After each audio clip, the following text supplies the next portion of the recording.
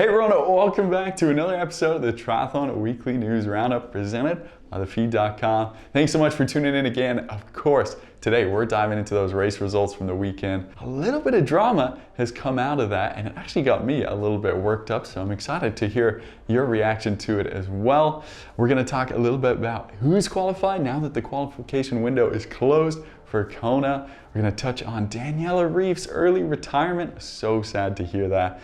And funding cuts for USA Triathlon, and then a look at the 5 upcoming races for this weekend. So make sure you get those trainers out and get ready to enjoy some good racing. So let's dive in first to Ironman Frankfurt. Main headlines coming out of that one: Kristian Blummenfelt dominating the field after saying he was just going to go there and validate and survive.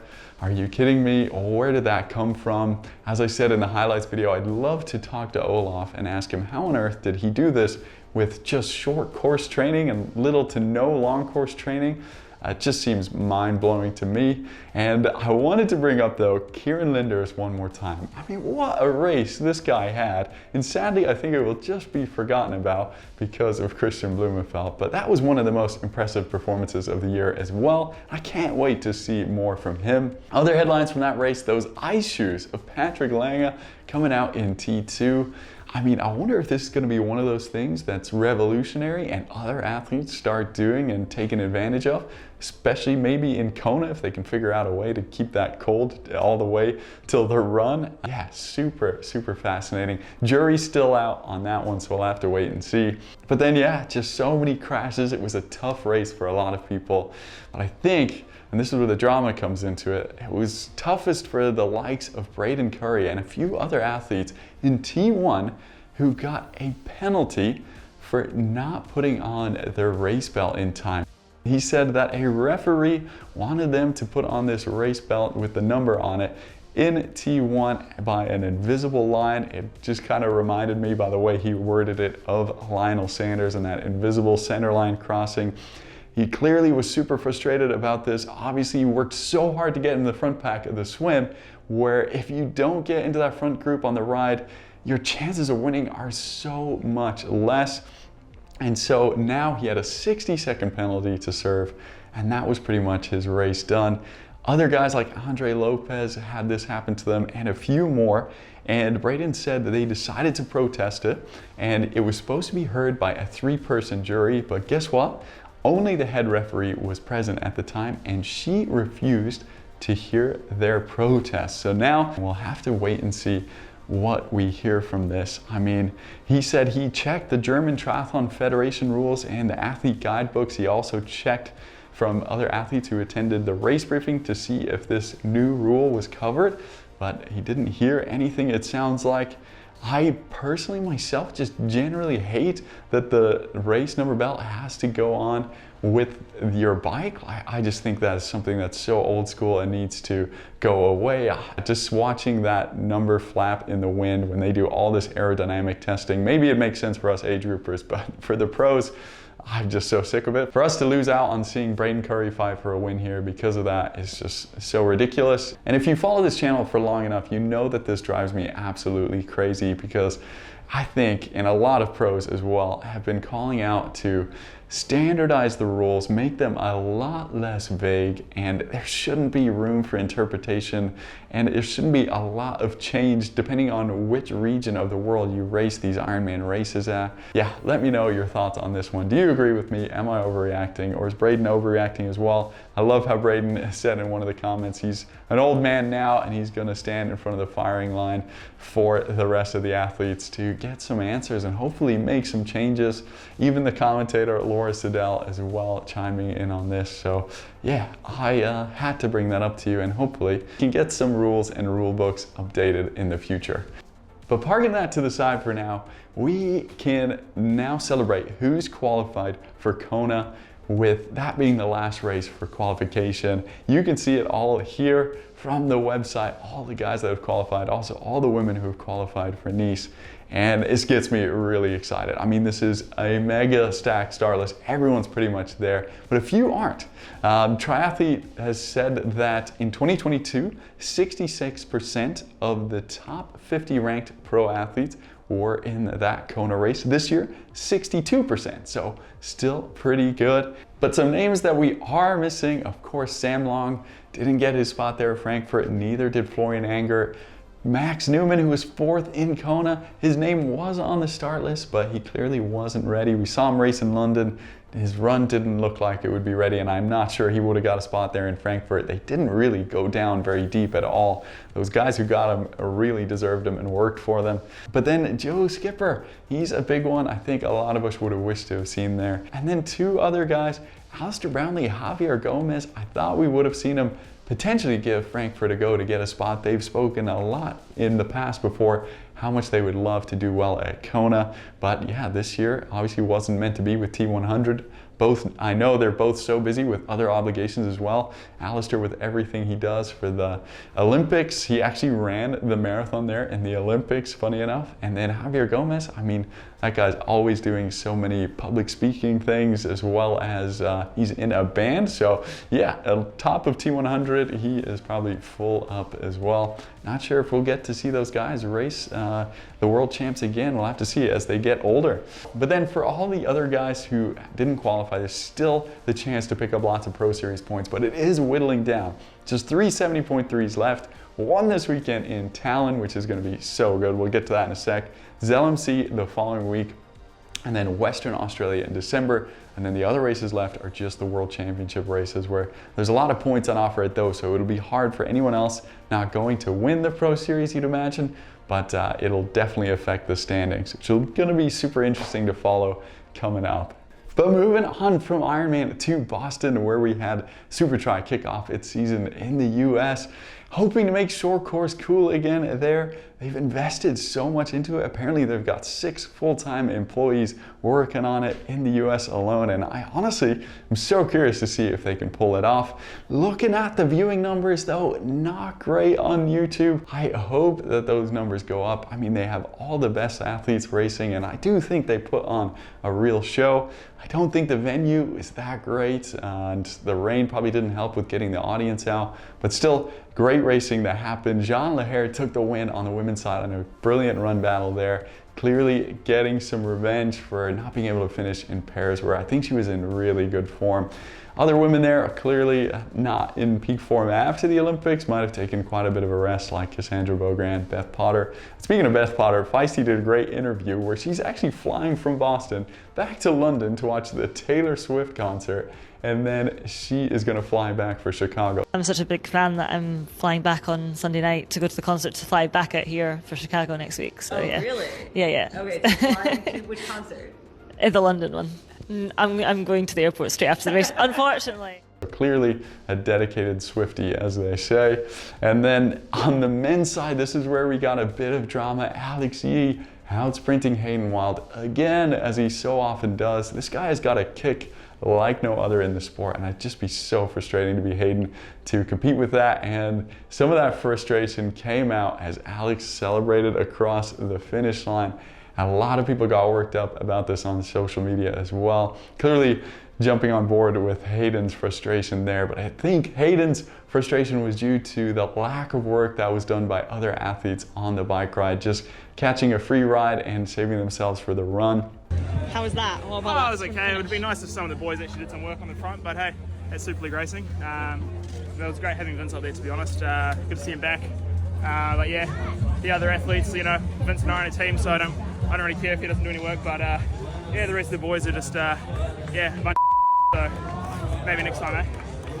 I've asked people before in a poll on Instagram about this, and actually most people agree with Hayden and think that it is super unfair just to always sit in and save themselves for the run.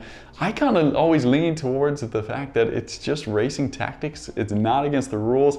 When you've got Alex Yee and Hayden Wild on the run, you don't want to give them any advantage, and so if I was one of those athletes, I'd probably sit in as well. But yeah, clearly frustrated Hayden, who obviously thought Alex didn't do a lot of the work either. But I mean, it was dramatized a little bit. They are still good friends, as you can tell. Just a little bit of frustration, which is totally acceptable in my opinion. But like I said, some people getting worked up about this. Alex Yee actually found he needed to respond to some comments defending his actions, trying to say how they are there to put on a show for people to enjoy the sport they love. So yeah, let me know what your thoughts are of Alex's celebration. I mean, Aiden Wild does tons of celebrations as well. Other people do all the time. I think it's awesome. And yeah, I hope he keeps doing it. We want more characters in the sport.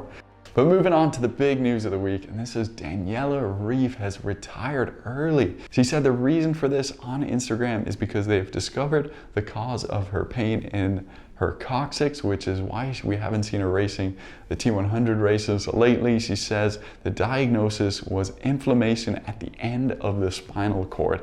And she said they've been treating it, trying to get her ready to hopefully come back by the end of the year, but unfortunately, it's not to be the case. She said she's gonna listen to the signs her body has been giving her, and she doesn't think she would be able to get back to the top level she'd need to compete. But I'm honestly gutted. I would have loved to see her go out with one more bang this year, kind of like how Jan did at the US Open last year. But we just have to all take our hats off to her, because look at this graphic that Triathlon Insights put up about her. She really is the GOAT. And I love the take when people talk about who is the GOAT, when they say a GOAT has to really change or elevate the sport. And Daniela Reef definitely did that. And I think that's why there's been so much reaction to her retirement, so many comments, so many of the pros reaching out and respecting her. She is truly an icon for our sport, and I hope she stays involved. It sounds like she's got some projects coming up with some of her sponsors, and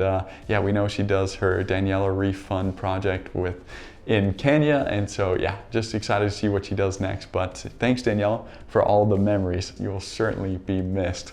Then moving on to the other piece of news I saw come out this week on Slow Twitch, where USAT Triathlon has cut funding, it sounds like, for World Cup races. Now this is a pretty big deal. This was apparently sent in anonymously to Slow Twitch, where they're only going to support WTCS races now, which is quite controversial, because they said it's because there's no reason for USAT to fund national team athletes to anything other than WTCS, when in fact there is a pretty big reason for them to support those athletes. I mean, you've seen Gwen Jorgensen, Katie Zafiris, prime example of this, really have to take advantage of World Cup racing to get their world ranking high enough to even race in WTCS races. Also, there's so many top American women that compete for only a limited amount of starts on WTCS races, so they have to fight to get to the start list of those races against each other.